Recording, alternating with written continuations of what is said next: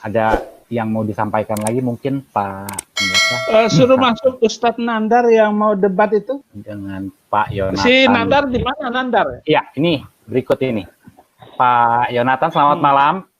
Bisa dengar Pak? Selamat malam, suara saya kedengar? Ya, terdengar Pak. Ya. Silakan, langsung Pak dengan pertanyaannya. Ya, boleh saya menyampaikan mukadimah sebentar? Ya, tafadhal ya akhi, tafadhal, takalam. Masya Allah. Oke, jadi saya dengar Bapak Saifuddin Ibrahim itu tidak sebentar. Izinkan saya berbicara dulu. Bapak Saifuddin Ibrahim ini tidak mengenal gambar diri dan hati Bapak. Buah roh yang ke-9 itu Bapak tidak sama sekali tidak memahami dan tidak menjadi pelaku firman. Hanya menjadi pendengar firman. Kalau saya perhatikan Bapak ini di WhatsApp, di mana itu kata-katanya begitu kasar. Oke. S3 dari Vatikan ya? S3 dari Vatikan Bapak ya? Saya Yonatan Nandar, channel YouTube saya Yonatan Nandar. Saya kenal Alkitab semenjak 1 SMP. Saya sering ke gereja berdebat dengan para pendeta, ke gereja Betani, ke gereja Mawar Saron saya sering. Jadi saya tahu betul kekristenan. Oke Bapak, kita terima kasih Bapak Saifuddin Ibrahim. Dan saya yakin hati kecil Bapak meyakini bahwa dinul Islam itu adalah kebenaran, al-haq. Al-Islamu ya'lu wa la yu'la alaih. Islam itu adalah tinggi, tidak ada yang lebih tinggi daripada Islam. Ya, dan waqul ja'al haqqu wa jahaqal batil innal batila kana jahuqa. Saya meyakini betul dari presentasi Bapak pertama kali, dari kemunculan Bapak saya sudah ya stay on begitu ya. Dan kali ini kita akan membahas Bapak Saifuddin Ibrahim dan mudah-mudahan Allahu yahdik. Mudah-mudahan Bapak Saifuddin Ibrahim di akhir penghidupannya mendapatkan hidayah Allah kembali. Ya. Bapak Saifuddin Ibrahim. Bapak Saifuddin Ibrahim, kalau kita melihat di dalam Injil Matius 21 ayat ke-42, ini jelas nubuatan Nabi Muhammad SAW. Ya. Oh, gambar saya jadi kecil ini. Ini adalah nubuatan Nabi Muhammad SAW. Tadi Bapak menjabarkan, tolong gambarnya jangan diperkecil ya, supaya wajah Bapak Saifuddin Ibrahim terlihat oleh saya. Ya, tolong host diperhatikan. Ya, di dalam Matius 21 ayat ke-42 tentang batu yang dibuang oleh tukang-tukang bangunan telah menjadi batu penjuru. Itu suatu keajaiban di perbuatan Tuhan yang menjadi suatu keajaiban di mata kita. Ini adalah representasi dari Nabi Ismail, karena Ismail itu adalah turunan Buddha yang tidak diakui, begitu kan? Dan keturunannya Ismail Ahmad Muhammad telah menjadi batu penjuru. Dan tadi Bapak menjelaskan bahwa uswatun hasanah itu tidak ada korelasinya, Bapak. Saya katakan demikian ya. Kalau kita melihat di dalam hadis sahih ya, Bapak bisa berbahasa Ibrani? Saya jawab. Bahasa monyet. Saya bisa bahasa monyet dengan... Tuh kan kata-katanya kasar lagi. Nggak usah ngomong pakai bahasa apa-apa. Kemajuan teknologi yang telah dilakukan oleh Yahudi telah membuka seluruh kebohongan, seluruh kepandaian, seluruh kecanggihan teknologi ini. Gak usah ngomong ngajak-ngajak saya. Bapak Saifuddin Ibrahim. Dengarin, saya punya bahasa Arab. Terima kasih. Terima kasih. Akan tetapi Waraqah bin Naufal sudah menerjemahkan Alkitab ke dalam bahasa Arab. Nah, ini salah satu contohnya. Saya paham betul. Kamu sengaja untuk menjatuhkan saya kan? Enggak, bukan Bapak, bukan. Ya, terus berarti Bapak mengikuti keinginan daging. Bukankah di dalam 5 Galatia 5 tuh. Jangan menghakimi orang. Makanya saya bilang jangankan bahasa Ibrani, bahasa monyet saja saya tahu dengan Google. Gitu. Bapak baca Galatia 5 ya. Bapak kok tidak kooperatif sih? Saya akan lebih mudah dari Bapak. Kamu ini menguji, jangan bertanya ataupun menekan lawan debat kita dengan menguji gitu. Bukan Bapak, ngomong aja bagaimana mestinya. Saya kooperatif. Jangankan Bapak ya, Dr. Muriwali, Dr. Verbum Veritatis tidak mengerti bahasa Ibrani. Padahal bahasa Ibrani ini merupakan bahasa asli dari Perjanjian Lama. Sedangkan bahasa asli dari bahasa Ibrani. Waraqah Iya. bin Naufal yang menikahkan Muhammad dengan Khadijah, dia menerjemahkan Alkitab dalam bahasa Arab. Nah, ini saya sudah pegang salah satu bagian dari yang diterjemahkan oleh Waraqah bin Naufal. Saya Iya. lebih senang dalam bahasa Arab daripada bahasa Ibrani maupun bahasa Yunani. Nah, sekarang Nah, apa Bapak- bedanya? Apa susahnya? Oke, Gitu Bapak, loh. kita langsung ke pembahasan Bapak ya. Oke, Jadi, itu lebih bagus. Gitu aja. Jadi Bapak, Jangan ya, nanyain jadi saya sebetulnya, bisa bahasa Yunani atau Iya. tidak. Itu Bapak- menghina Bap- namanya. ya Bapak Saifuddin Ibrahim yang saya hormati, yang saya kasihi, saya ini pelaku firman, bukan hanya pendengar firman. Saya itu bukan Kristen Natal yang ke gereja pas Natalan doang. Saya bukan seperti itu. Saya lebih Kristen daripada orang Kristen. Oke ya Bapak Saifuddin Ibrahim. Saya itu mengerti betul gambar diri dan hati Bapak. Kasih, sukacita, damai sejahtera, kemudian murah, bersabar, dan yang terakhir buah roh itu adalah roh yang ke-9, penguasaan diri. Harusnya Bapak lebih memberikan contoh yang baik dong Pak. Faliyakul khairon aw liyasmut. Berkata yang baik, benar atau diam. Nah, oke Bapak ya. Sekarang Kenapa? ngomong langsung gitu, nggak usah Oke, Bapak. diembel-embelin dengan inilah pelaku firman lah. Nggak usah muji diri gitu. Kiranya Bapak suatu saat menjadi pribadi baru, manusia baru di dalam iman dan Islam. Haleluya, amin. Haleluya. Ya, haleluya itu kan, haleluya Bapak tahu nggak bahasa apa? Bahasa Ibrani, artinya itu alhamdulillah, pujilah Tuhan. Jadi tidak masalah saya mengatakan haleluya. Oke. Nah, oke Bapak yang terhormat, Bapak yang saya kasihi. Nah, kalau kita melihat batu penjuru di dalam Injil Matius itu, saya sampaikan terlebih dahulu ya, agar nanti paham. Injil itu kan ada Injil 4 ya, Injil Matius, Markus, Lukas, dan Yohanes. 3 Injil sinoptik, 1 Injil non sinoptik, yaitu Injil Yohanes. Injil yang tertua itu Injil Matius adalah Injil bahasa aslinya itu dulunya bahasa Ibrani, akan tetapi nah ada pembahasan, nggak usah banyak cincong, terlalu banyak ngomong kami itu gitu loh. Oke Pak Saifuddin Ibrahim. Nah kalau kita melihat, kalau kita melihat Pak Saifuddin Ibrahim ya, di dalam Matius 21 ayat ke-42 tentang batu penjuru, batu di dalam bahasa Ibrani adalah eben, ya, itu batu. Kalau batu penjuru beda loh ya, eben batu. Kalau batu penjuru itu adalah apa? Labina, finah. Kalau dalam bahasa Ibrani pinah. Kalau di dalam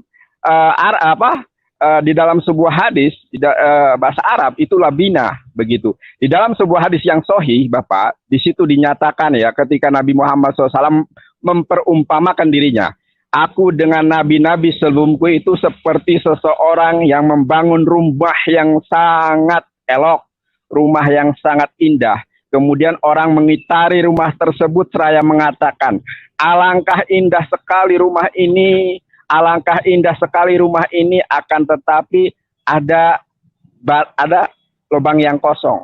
Andaikan lubang yang kosong itu diisi oleh batu penjuru, maka sungguh sangat luar biasa sekali. Kata Rasulullah SAW, wa anna labinah wa anna hotamun nabiyyin. Aku itulah batu penjuru dan akulah penutup para nabi.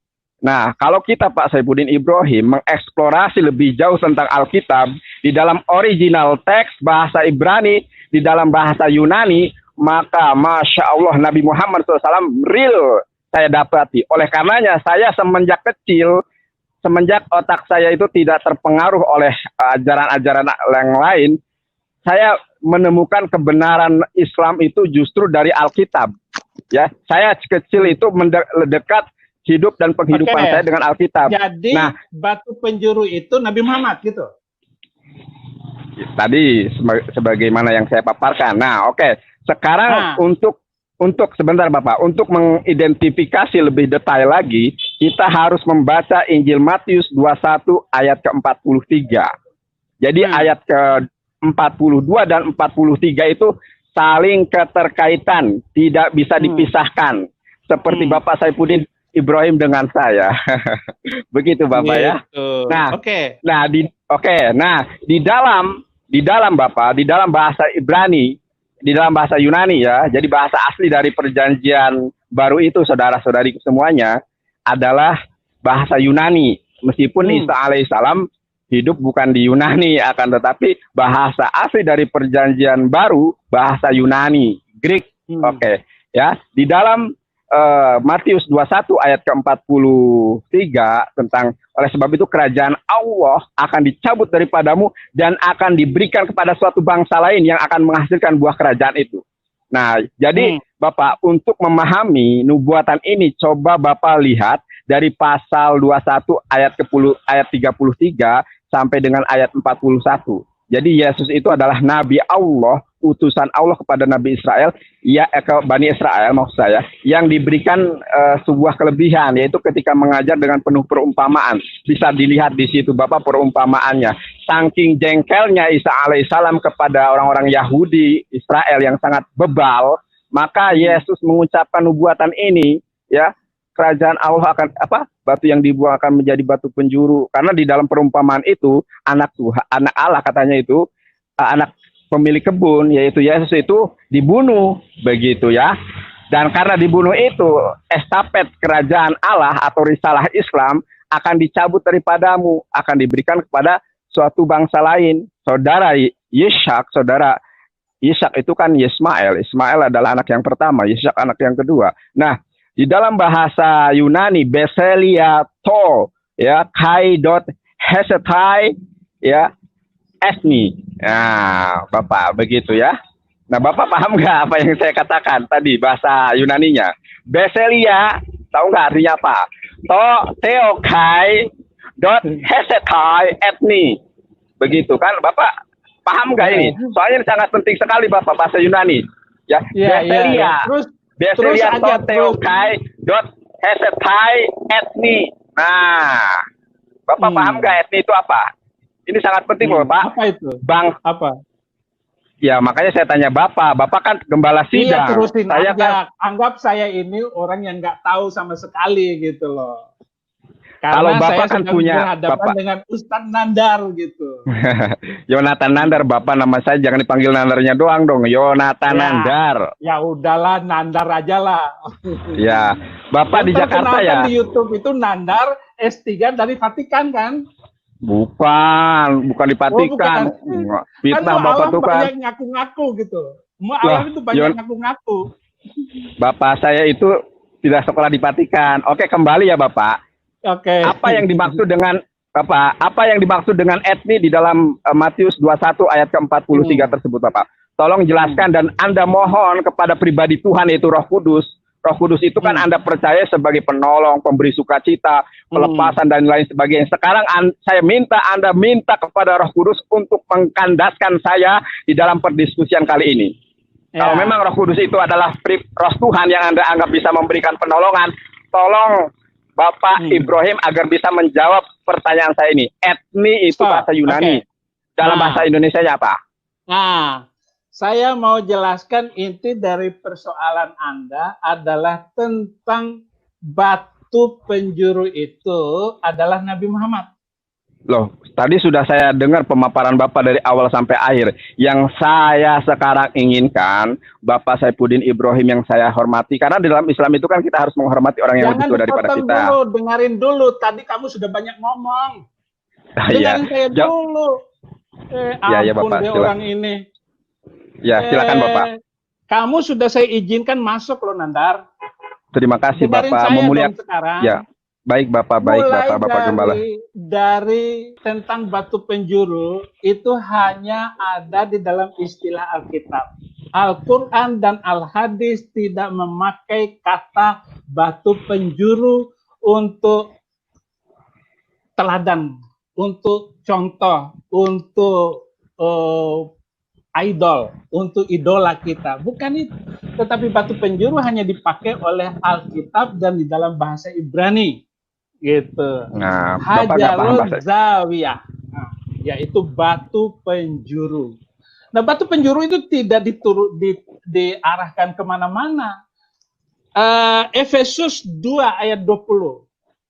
Halo, tolong moderator tampilkan Efesus 2 ayat 20. Efesus 2 ayat 20.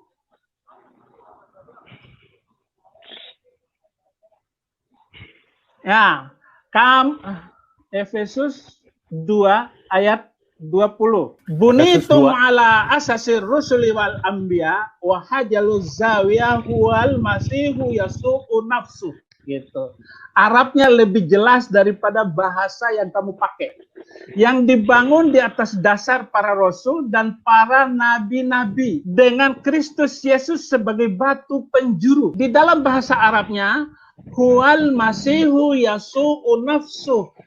Yesus Kristus dirinya itulah batu penjuru.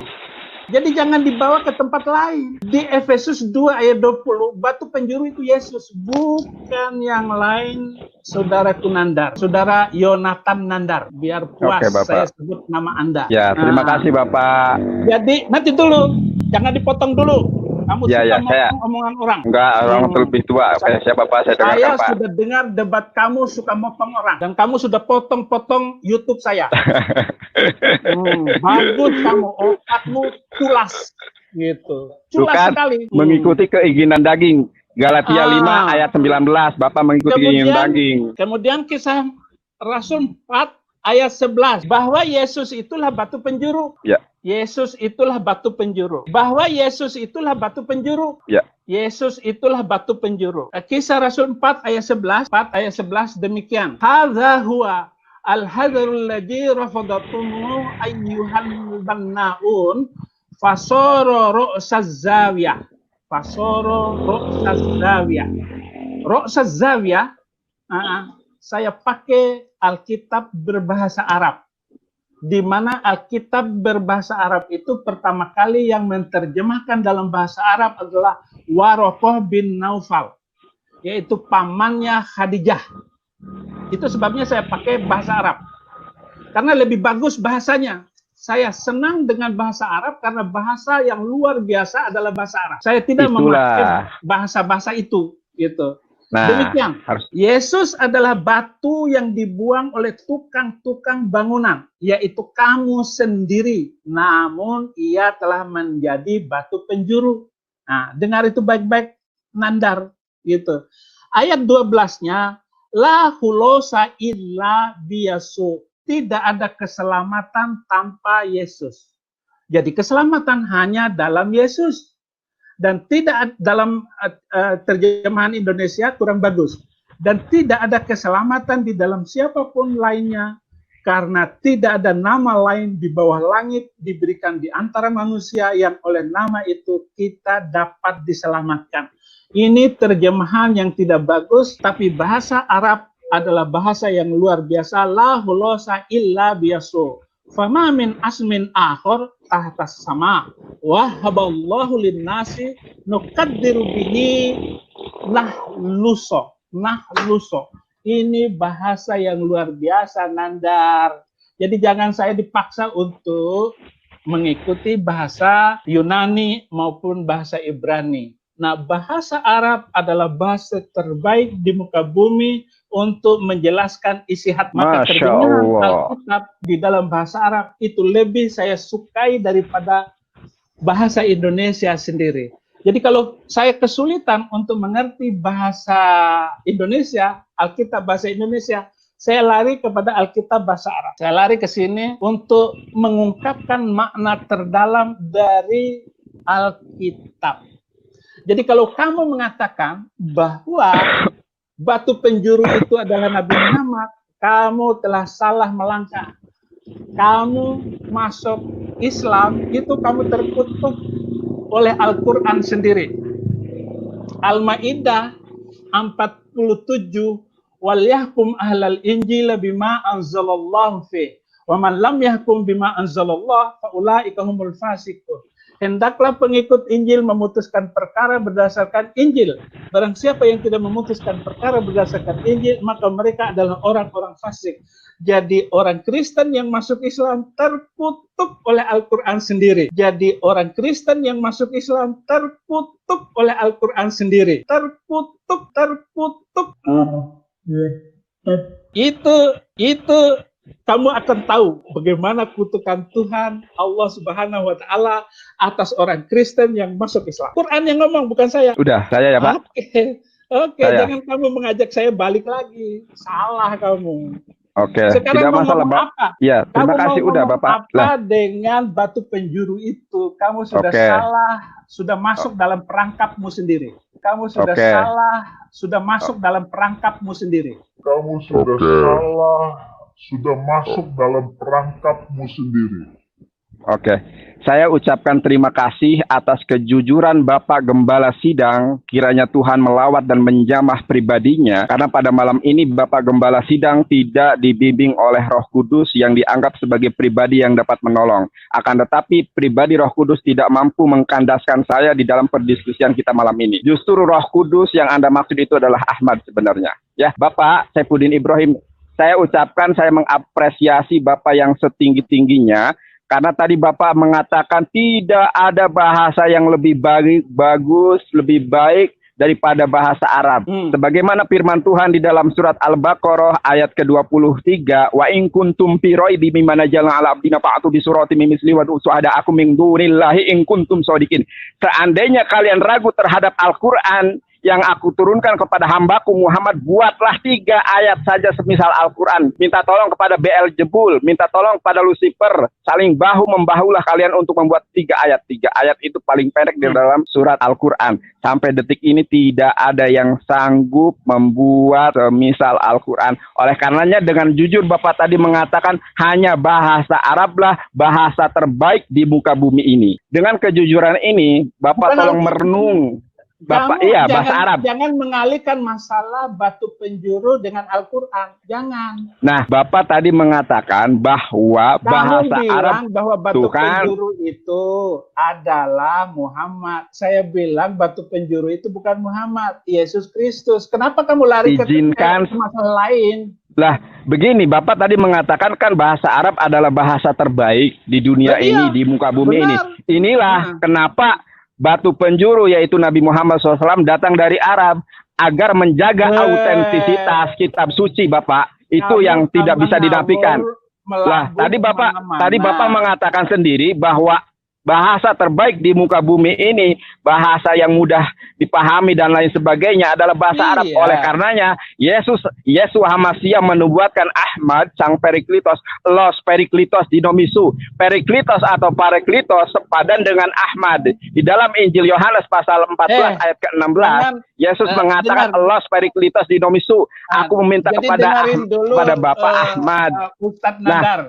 Yonatan Nandar, dengarin dulu. Bapak Saifuddin Ibrahim tidak pernah menubuatkan Nabi Muhammad di dalam Injil, dan batu penjuru itu bukan untuk Nabi Muhammad. Saya sudah jelaskan di dalam Kisah Rasul 4 ayat 11 dan 12, Efesus 2 ayat 20.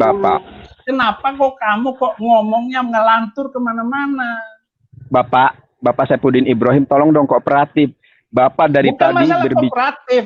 Kamu itu keluar dari jalur. Pertama kita membahas batu penjuru itu, kata kamu Nabi Muhammad. Saya sudah jelaskan bahwa di beberapa banyak ayat yang dimaksud batu penjuru itu Yesus Kristus. Kenapa kok kamu lari mengambil omongan saya bahwa bahasa Arab terbaik di muka bumi? Memang saya katakan itu. Kenapa kamu ngomong ngawur begitu loh?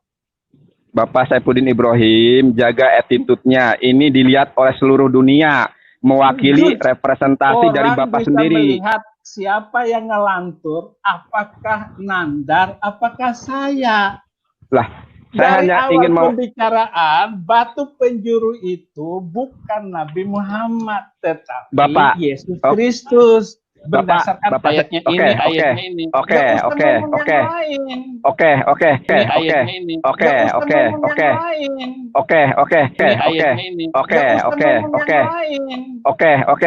Saya mengomentari Efesus saja deh.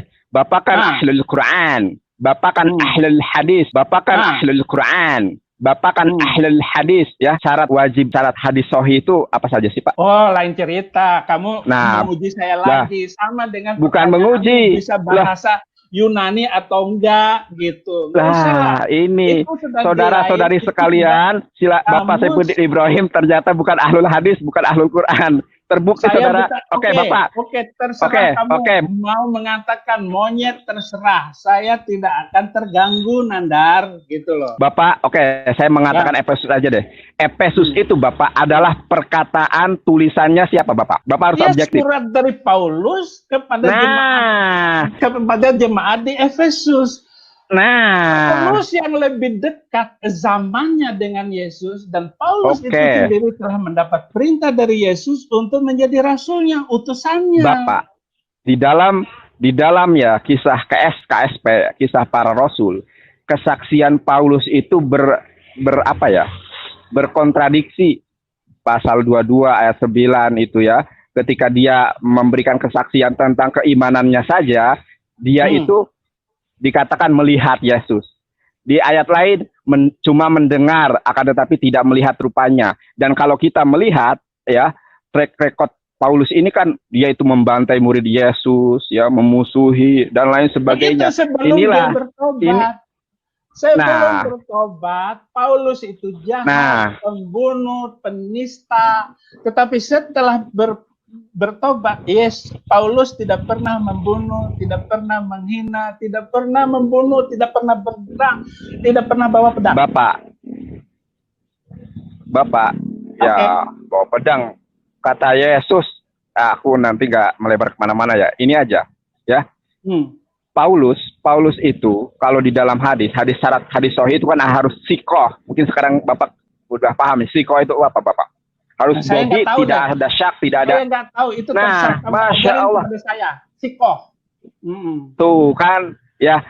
Kalau di dalam hadis, Bapak, kalau saya mensejajarkan Alkitab dengan Al-Hadis saja, itu, aduh, tidak lebih dari hadis doib, begitu kan. Apalagi kalau kita melihat karakter Paulus, yang ucapannya itu plin-plan. Di ayat lain mengatakan, aku mendengar Yesus, tapi tidak melihat Yesus. Di ayat lain lagi, malah sebaliknya, aku melihat Yesus, tapi tidak mendengar suaranya. Berkontradiksi. Kalau di dalam hadis, orang pembohong macam ini udah dibuang hadisnya, mardud, tertolak. Bisa jadi hadis maudhu. Makanya di dalam hadis itu, nah Bapak, ya udah, tadi kan sebenarnya sekarang kamu sadari dirimu, orang Kristen masuk Islam terkutuk oleh Al-Quran sendiri. Gitu aja, enak. Terkutuk bagaimana? Jadi, kamu lebih bagus dari Paulus daripada Yonatan Nandar kalau begitu dong. Al-Quran yang ngomong. Kalau terkutuk bagaimana, Bapak? Justru Bapak, kalau ada yang begitu, gitu. Misalnya kamu menguji saya, apa ngerti kata sikoh, ngerti nggak bahasa ini, bahasa itu?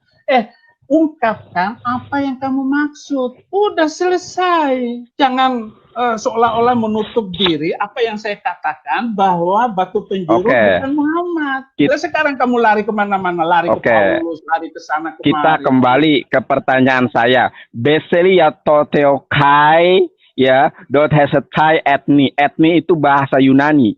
Kalau di dalam bahasa Ibraninya apa, Bapak? Coba, ya. Kerajaan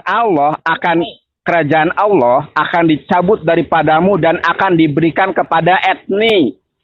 Etni itu bangsa padanan lain. Kata di dalam bahasa, ya etnos. Padanan kata, etnos ya. Padanan kata di dalam bahasa Ibraninya apa etnos, Bapak? Sekarang kan Bapak sudah tahu bangsa lain itu etnos. Kalau di dalam bahasa Ibrani, bahasa Arabnya sya'bun. Saya nggak bertanya bahasa Arab. Yang saya tanya adalah mau menjawab dalam bahasa Ibrani. Oke, saya jawab. Saya jawab ya. Padanan. Oke, Bapak gitu. Saya jawab. Bapak saya jawab ya. Etni atau etnos itu adalah bangsa lain.